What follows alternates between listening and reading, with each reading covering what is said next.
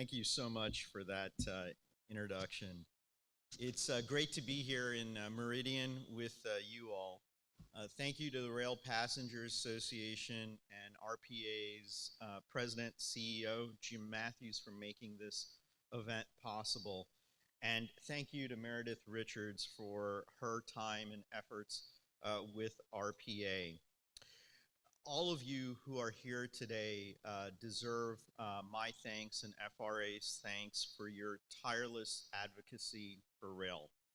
And thank you for being here and your commitment to advance rail and transportation overall. Your efforts contributed to the bipartisan infrastructure's law, $66 billion in rail initiatives. I also, before continuing here, want to acknowledge and thank Mayor John Robert Smith for his efforts and time that he's devoted to making Meridian what it is today, and also for his tireless advocacy to make rail grow in this country. Last night, I also had a chance to spend time with folks like Knox Ross from the Southern Rail Commission, as well as Jim Suby from the Front Range Authority. And it's great to see the efforts here in the Gulf Coast, in places like Colorado, places like Texas, represented here in this room. My tenure at FRA over the past 2.5 years has been during extraordinary times. In addition to the $66 billion that Meredith Richardson mentioned, through the bipartisan infrastructure law, Secretary Buttigieg and I have been working to address rail safety, including the aftermath of the February 3rd Norfolk Southern derailment in Ohio. We've been working on addressing relationships and agreements between freight rail labor and the railroad companies. We also took on the supply chain disruptions that happened for a good 1.5 years in 2021 and 2022. And of course, we were coming through COVID through all of that.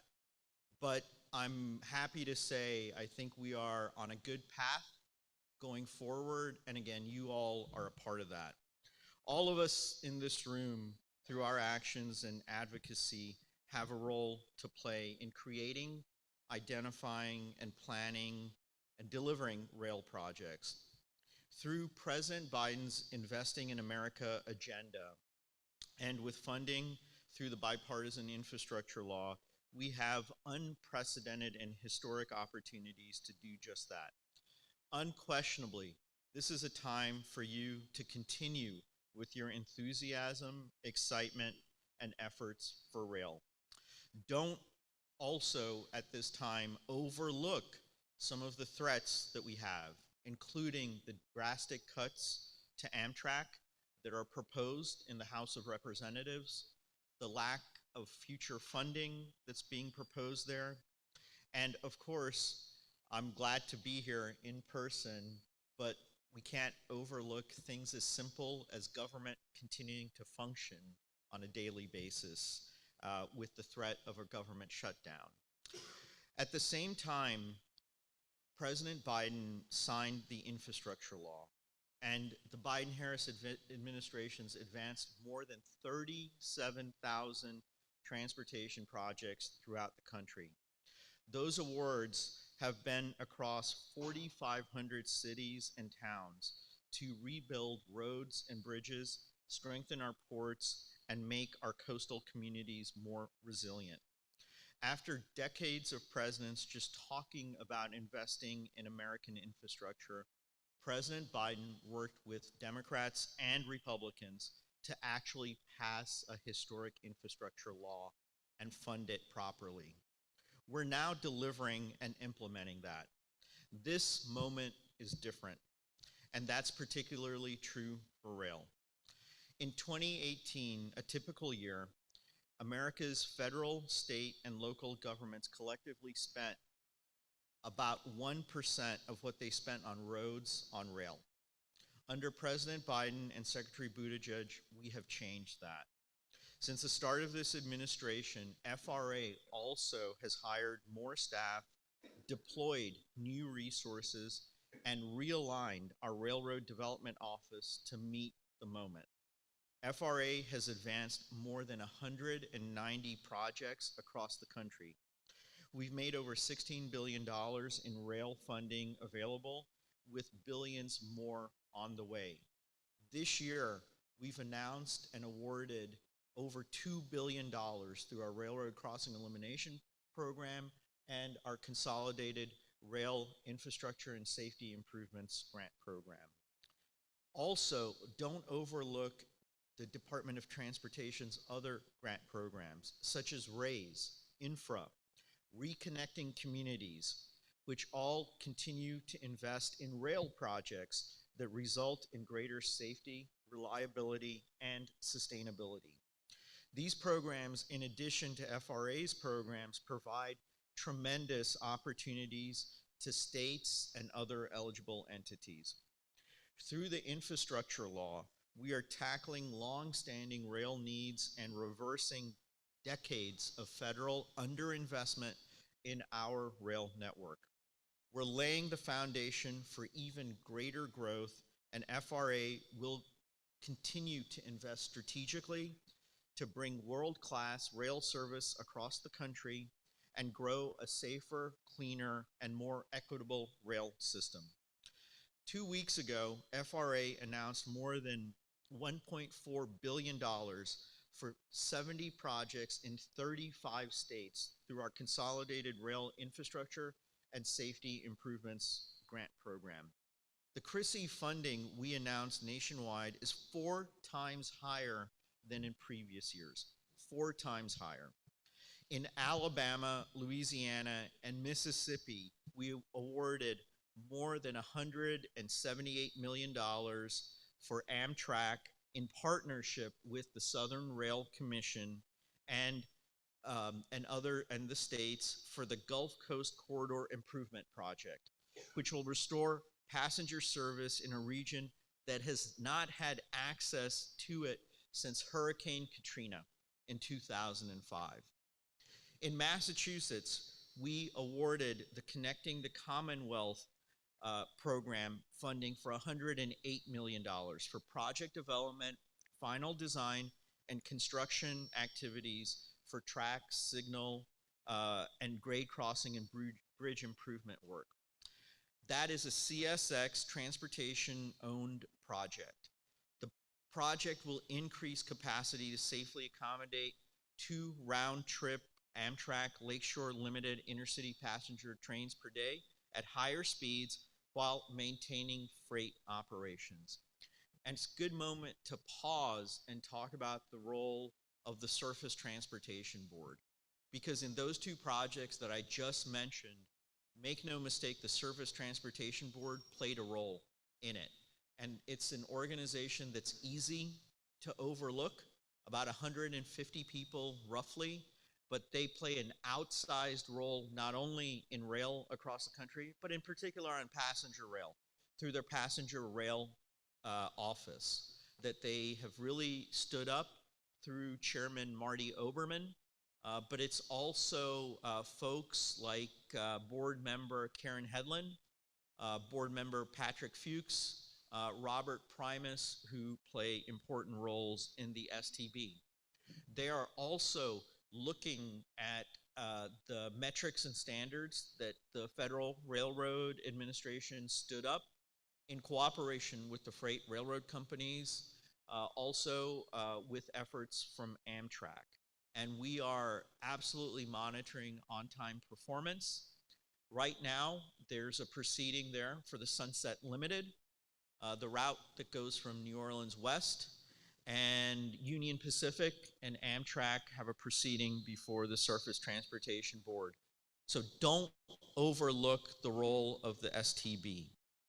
Also, when I mentioned CRISI, we awarded funding to improve the Capitol Corridor in California, as well as funding to the California High-Speed Rail project.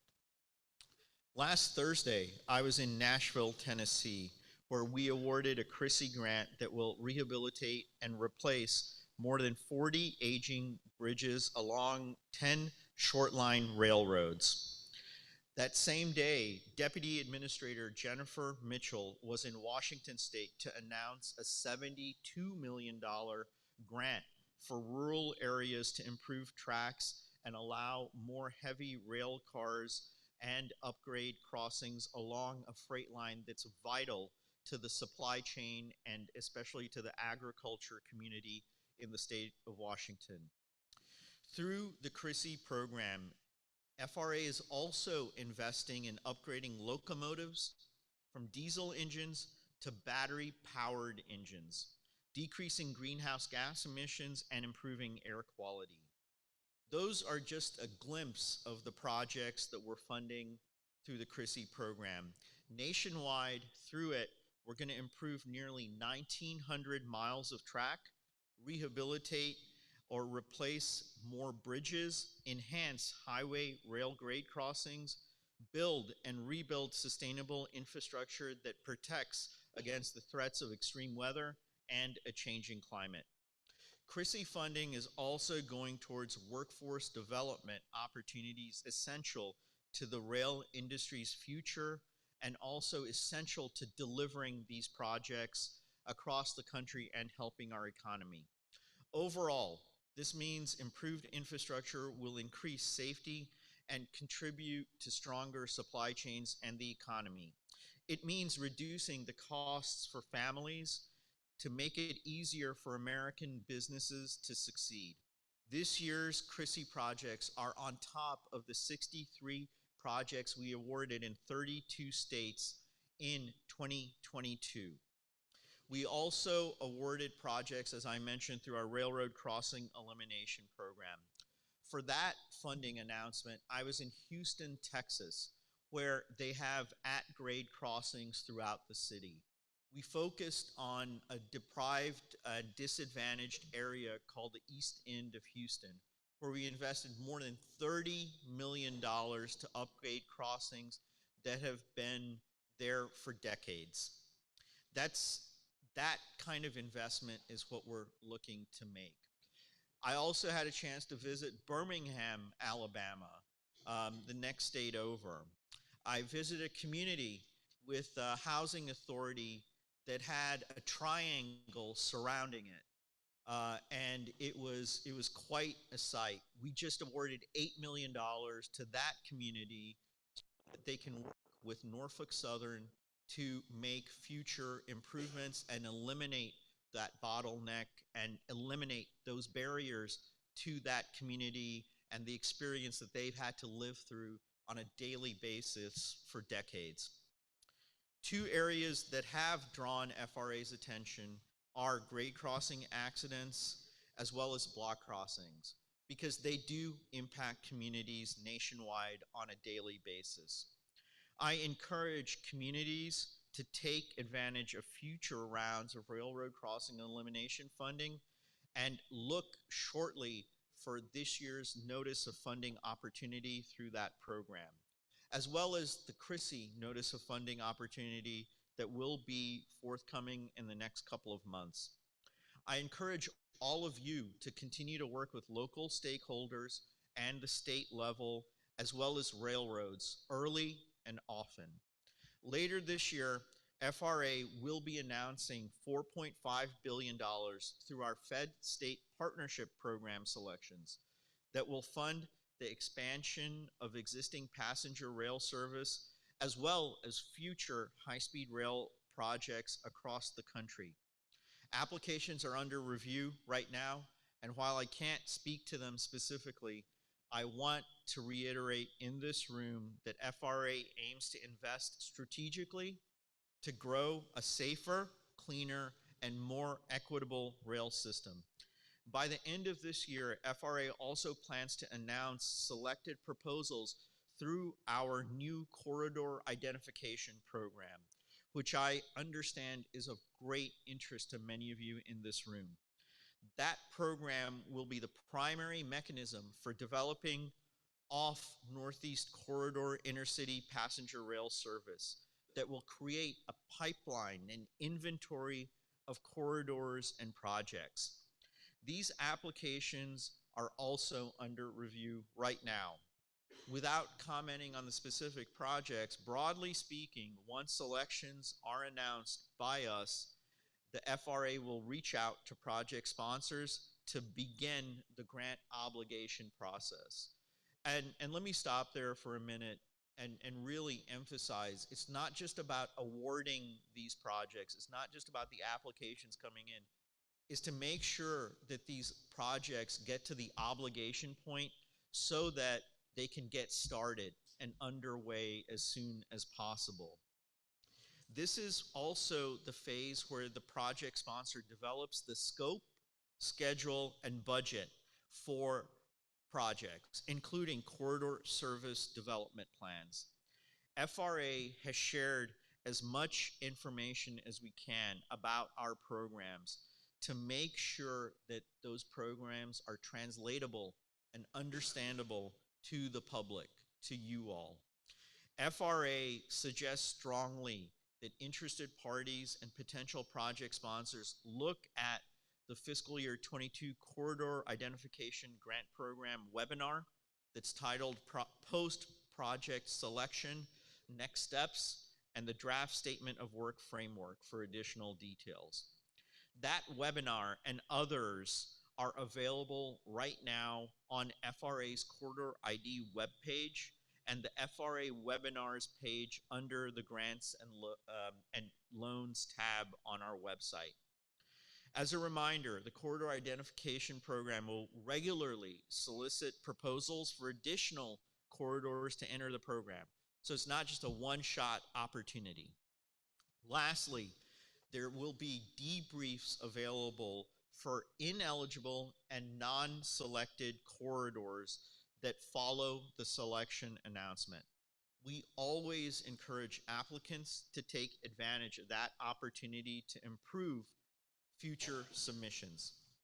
When it comes to expanding passenger rail, and in addition to the Fed State National and Corridor Identification Program, FRA is making progress on the Amtrak Long Distance Service Study to evaluate the restoration of long-distance intercity passenger rail services and the potential for new long-distance routes.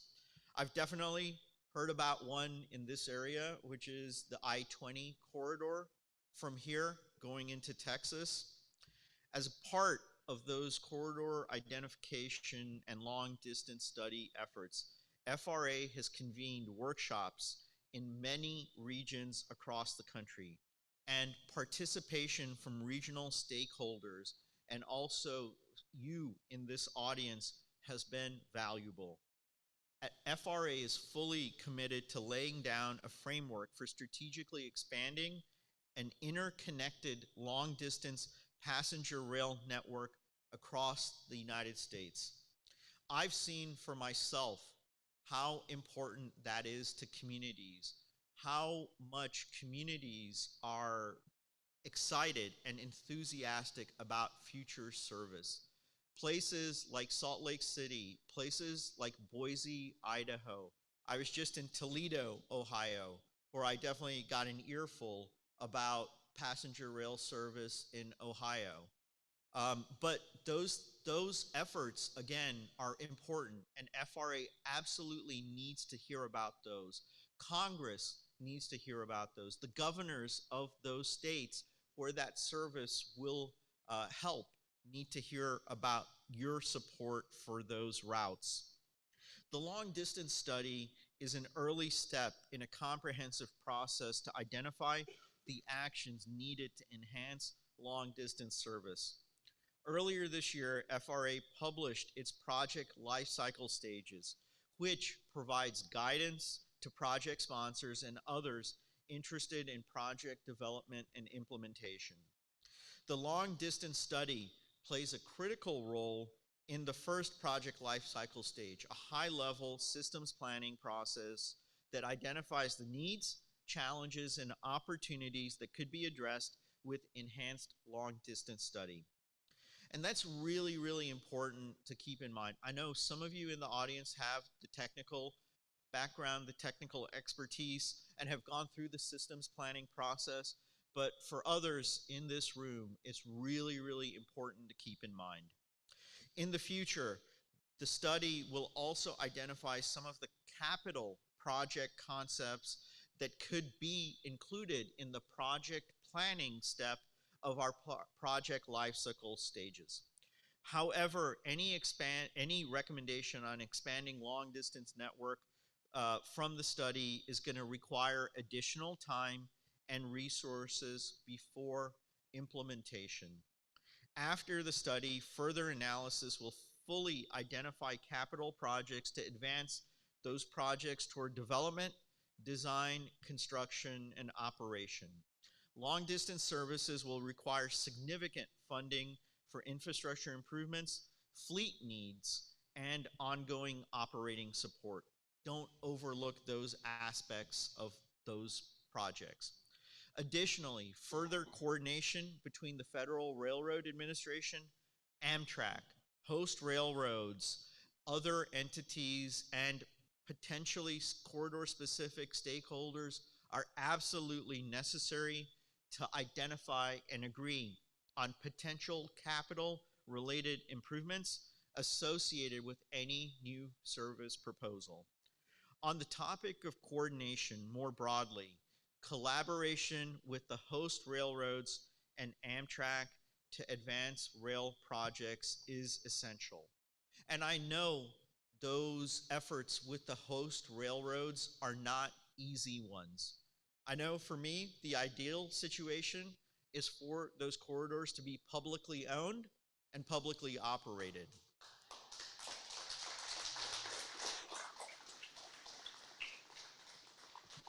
At the same time, we can't overlook the system and the network that we have right now.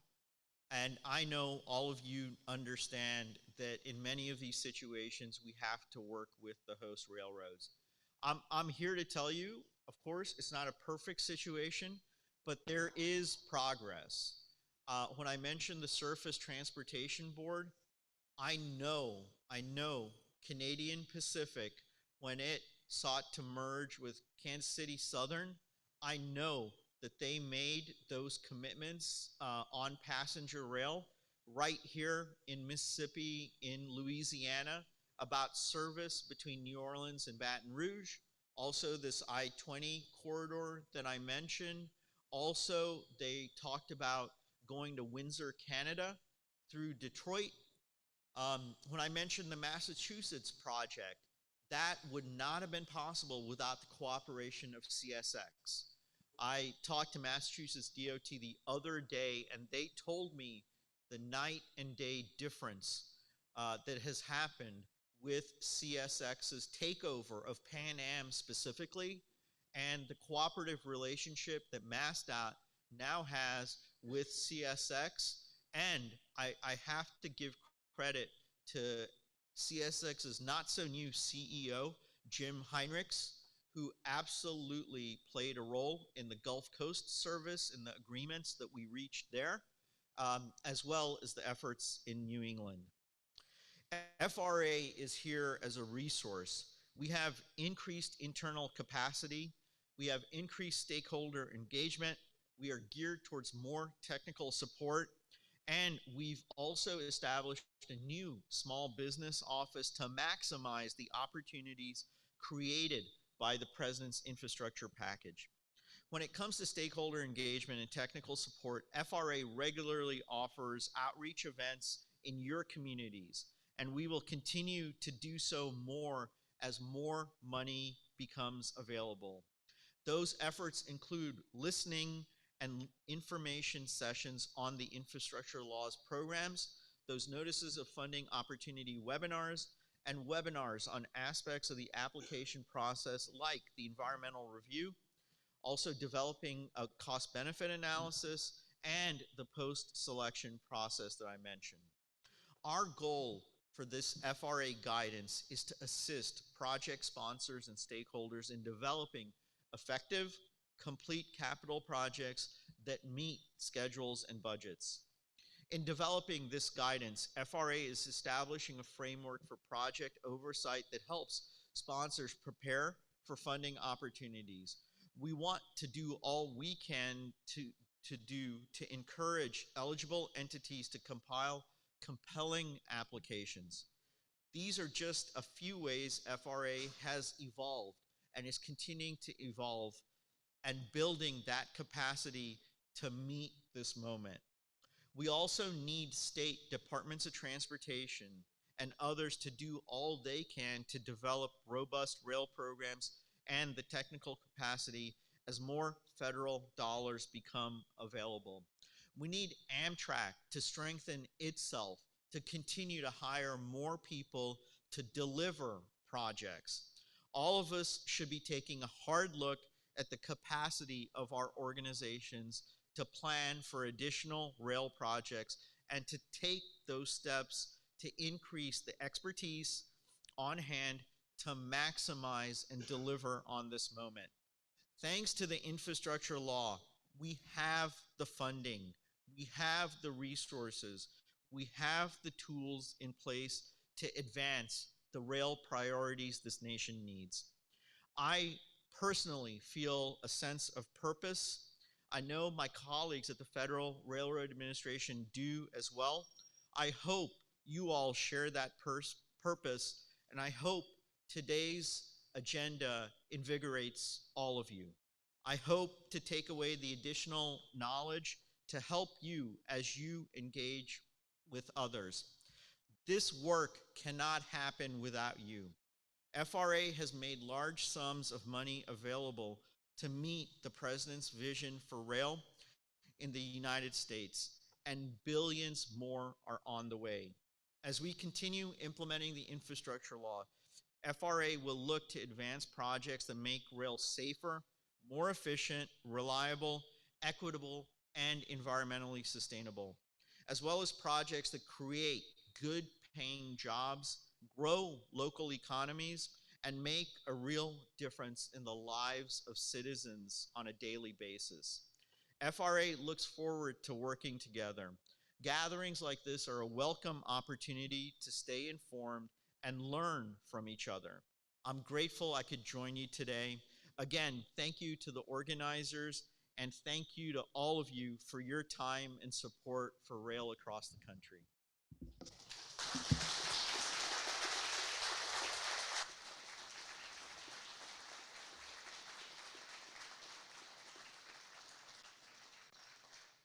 So you walked away, but we wanted to thank you for being here.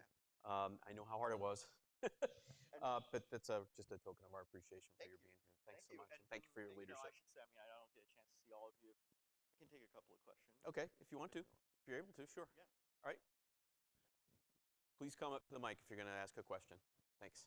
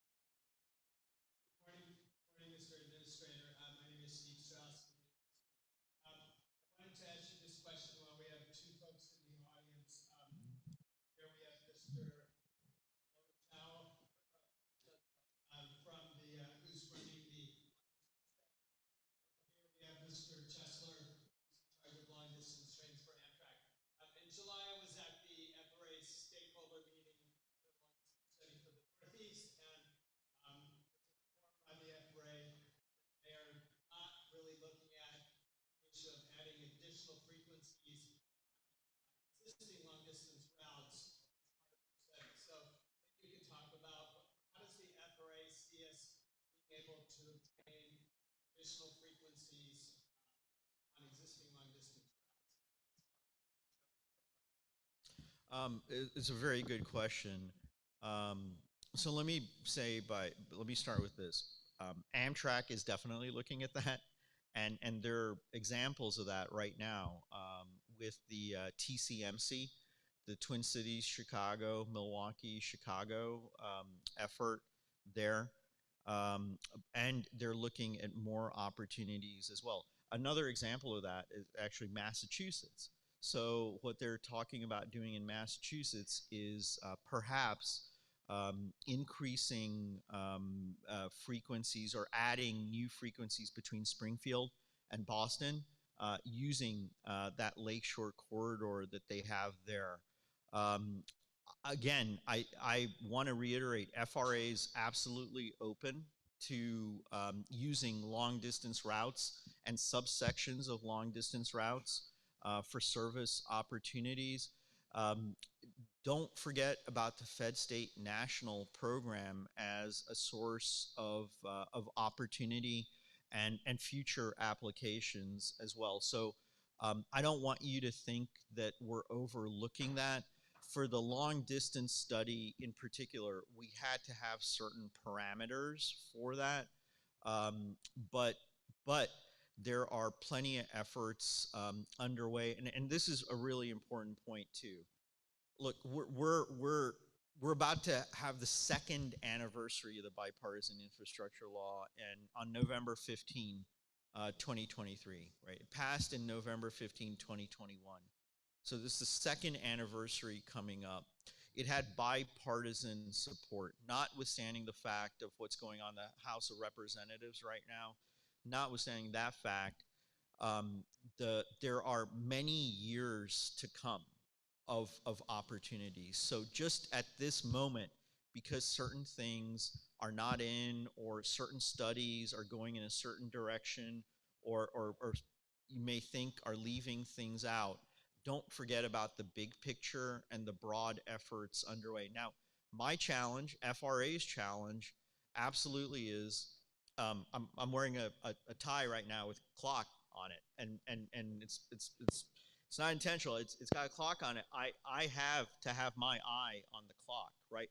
I have to prioritize things, and I wanted to, through our Chrissy program, just as one example, we had roughly $6.5 billion of applications for a $1.4 billion project. Again, that was 4 times as much as has ever been for that program in 1 year. $6.5 billion in applications. We had to say no to $4.1 billion worth of projects across the country. But my only point is, at FRA, we unfortunately have to prioritize. I have to show results. I have to show concrete things that the president can point to, that the secretary can point to.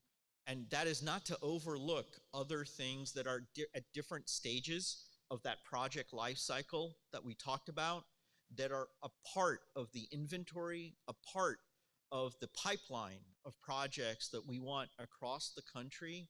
So all I'm saying there is, we're not overlooking those things, but also don't keep in mind what Amtrak is doing, and also what people in this room are doing, like you. And as you go through those state partnership applications, in that pile, there's a Livingston Avenue Bridge project. Take a good look at it. I know. Understood. I'm one of the vice chairs of the association. As you well know, one of the things that dealt with us, one of the biggest issues that we have with that is, of course, I'm wondering, between FRA, STB, advocating Congress, what do we do, for example, get a rule that is railroads from trains that are that's a huge problem. Yeah, it's very good point. Let me tell you something about long trains. Believe it or not, FRA, until I became administrator, was not collecting data on long trains. We're going through an onerous but required process called information collection, that has to go through the Office of Management and Budget, because of the onerous burdens that we place on the billion-dollar Class 1 railroad companies to share information that they already have with the FRA. I don't want to get into the weeds, but I'm just telling you that we're unfortunately, step one is collecting that information. We are monitoring, and we do have a record of sightings that are too short for these long trains to be located at. So we're going through a process right now. Some of that also internally at FRA involves coordination between our Office of Railroad Safety and also our Office of Railroad Development. Another thing that we did at FRA, we established a new office called Research, Data, and Innovation that's actually devoted to collecting this information in the right way. Another thing about long trains, we've issued 6 safety advisories post February 3rd Norfolk Southern derailment.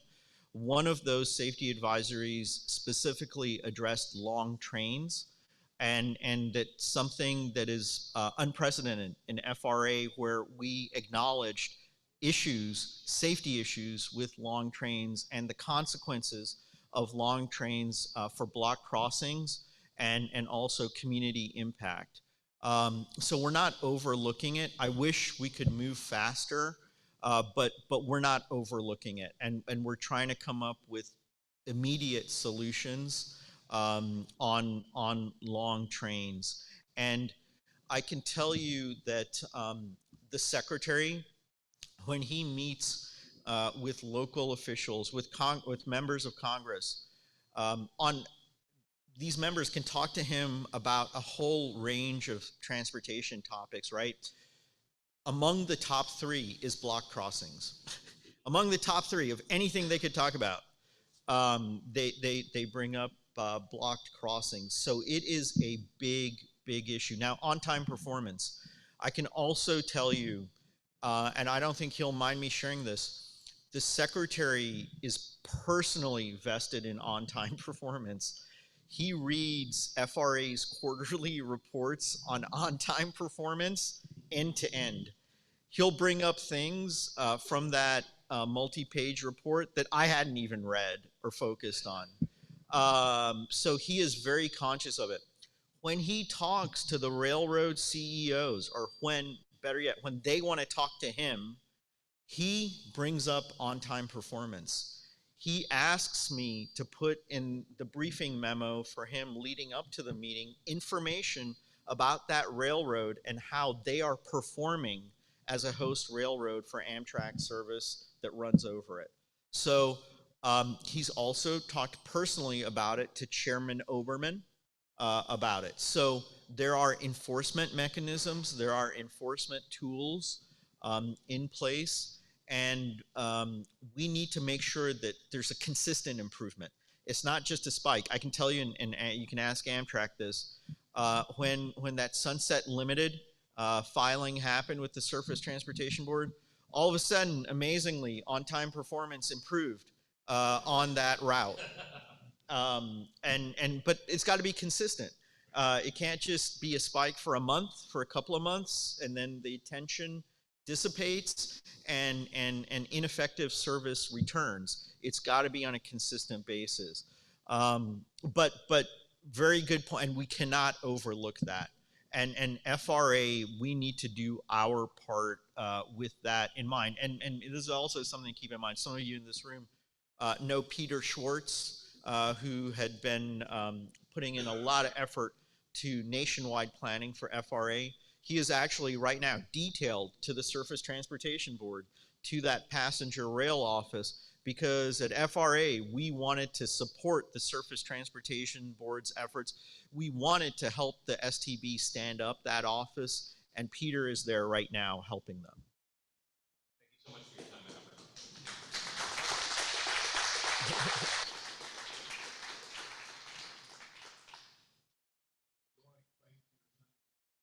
Mark, we working very closely at the really good stuff. Us in the Carolinas, we feel like Midwest to Carolinas.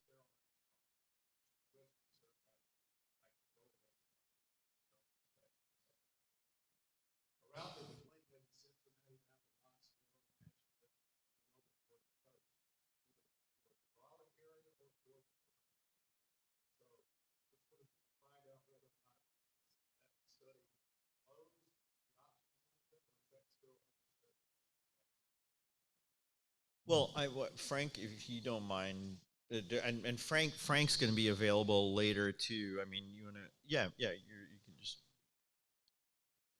So the answer is no.